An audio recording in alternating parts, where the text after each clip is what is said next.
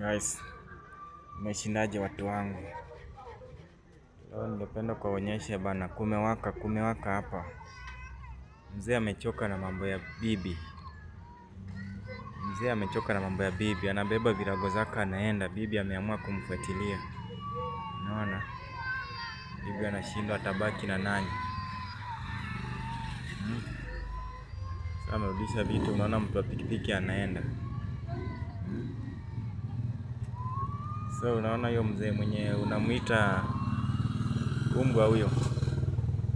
Na wenye wale wanatamani wamuone akirudi jioni lakini hawamuoni. Sababu maybe alikufa, alipata ajali akafa.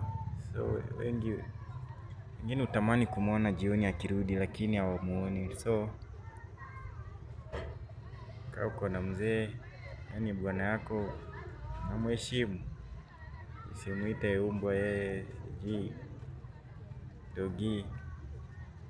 Wewe mwenye unaita dogi, kuna wale wanatamani jioni tu kumuona akirudi lakini hawamuoni. So guys, heshimuni ndoa.